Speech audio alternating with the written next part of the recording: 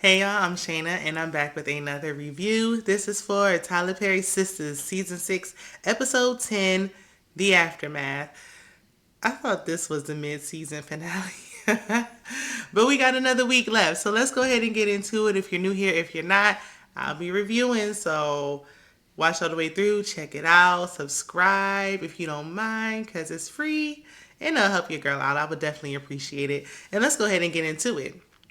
So we pick up with Maurice telling that crooked cop, I don't forgot what his name was, telling that crooked cop that he and Q did it. They did the crime. And Maurice want to do the time. And he says Sabrina is innocent. CC, which stands for crooked cop, started asking all these questions, but Maurice can't answer them. He like, who these people? Who y'all conspire with? Who? Tell me the names. Look at it. Maurice like, I don't know. He like, tell me what happened. He said, oh, it was a Wednesday morning. It was raining. Maurice, you're not believable. They want Sabrina. They want to take Sabrina down thanks to Andi. So, in the next scene, Aaron calls Pam. He calling her a little bit too often for my liking. Like, he calling her every episode. What's this about? Side note, where did Pam get her headboard? Because I want a new headboard, so every time I see one, it catch my eye. Aaron wants Pam to call Karen's clients to help clean the shop. Absolutely not. I already pay Karen for my services. I'm not cleaning nothing. And then he not only wants them to come and do free labor, he wants them to come at 7 a.m. like people don't work. Oh, child. So Preston is later with Dani per usual. We seen them go on a date, y'all. We might not see another. So I hope you appreciated the steak and dinner that we saw, because we might not see it again. Where's his fiance? Where she did he tell? Did he? I want to know if he made it plain, like clear that it's over. I just need to confirm. Dani peer pressures Preston to take a pull of her Mary Jane pin, and all I could think was, Preston, just say no. Just say no. That I got rehabs and everything back in the day, child. Just say no. Okay. So Calvin comes over to Sabrina's place unannounced. Ooh, my bad, y'all. Calvin comes over unannounced and called when he was outside of the door. And I am tired of everybody just showing up at people's houses. Like, call before you even walk out your door. Don't even leave your house and get in the car. So you call me and ask me if you can come to my house. But Sabrina lets him come in. She starts venting, talking about TV shows is too much for her. Online, the World Wide Web is overwhelming. She don't want to even get on it. It's too much. They talking about crime, and it's just too much for her. So he's like, well, what do you want to talk about? Like, what you want to do? Would you want to watch a movie? You want to talk? What you want to do? She's like, I want to talk.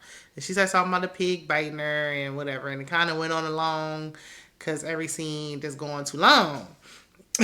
So in the middle of her mumbling and rambling about nothing, Calvin kisses her, tells her she'll be okay, and then he goes back to actively listening. And I said, I see you, Calvin. That was a good move there, okay? Kept it player. So back at Dani's, Preston is supposedly high off of one hit. Like, I mean, the way he was moving, you would have thought he was doing hard stuff. Like, I've never took a pull and felt the need to act this way. I don't understand what's happening. So Dani turned on some country music to relax him. Back at the police station, Maurice said that he's ready to, because it was like 15 years. He said, well, if I got to serve at 15, like, can you take me now? Put me in the back of the paddy wagon, cuffs locked on wrists. Like, okay. CC wants Maurice to give Sabrina up, but Maurice said no. And he kept nagging, and he said no. He nagged some more, and I'm like, he's obviously working with that lawyer or whoever that got it out for Andi for that divorce. And I'm like, Maurice said no, so give it up. So in the morning, Zach once again tells Fatima that she was wrong for going over Karen's. We got it. Okay. She says she doesn't regret it. Zach told Fatima that he's going to drop off the money that he promised to Karen, and he's going to give it to Pam. Like, Cash App, Zelle, Venmo, PayPal.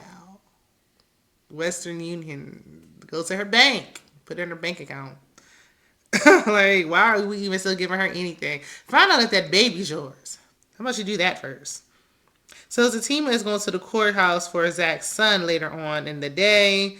We might not see that scene for months or years. So Gary comes over to Hayden's, and Hayden is upset because Tamara left like she told him she would. And Gary couldn't care less. It's terrible. He's a horrible friend. Gary vents about what Andi said to him, and he like she was telling the truth, like she don't like it. And but Hayden did. He was like, "It's the women, some single women at the job getting into her head." No, it's because that's how she felt. She said what she said. But Hayden gives him advice, and his friendship is weird. And Gary still don't care what Hayden got going on, and I don't like that. So Andi calls Fatima into her office like she was calling a small child, honey. I don't feel like what she called her is not calling my son when he in trouble. Andi is chastising Fatima. Fatima's apologizing. I mean, Fatima was wrong for going inside of that lady's house, but y'all dragging it. And if I was Fatima, I wouldn't apologize for nothing. I would stand on it. I did what I did. That's what I felt was right in the moment. So Andi says she'll be neutral. She always said, I'll be neutral. I can be friends with both. But she getting asking all these questions. Well, what happened last night? Well, what happened when you talked to Zach? That's not staying neutral. Mind your business. So Andi said Gary annoyed her, and she won't go into no details. She don't want to bore Fatima with the details, but she want to get in the details of her relationship. Girl. And she's now on a dating app. Fatima starts scrolling through the dating app and recognizing all these guys. So much for that dating app. So she gonna be back over there with Gary again. Calvin and Sabrina wake up fully clothed on the couch. They ain't do nothing. And I hope he don't mention Bio again because he cannot go too long without bringing up that man. We ain't even seen him. He over there somewhere with Robin. So Sabrina calls Dani after Calvin leaves. And she's like, we need to go over to Karen's. And no, y'all don't need to go nowhere without calling first. So they were like, let's go without Andi.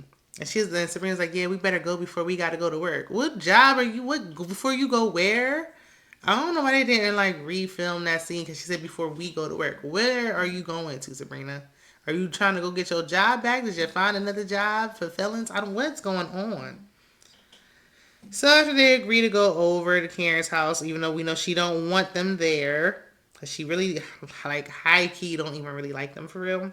Preston walks out in Dani's work clothes, and that's where the episode ends. Child, what's going on? Your guess is better than mine. What you thought about this episode? Let me know. Drop down in the comments, and I will see you in the next one. Bye.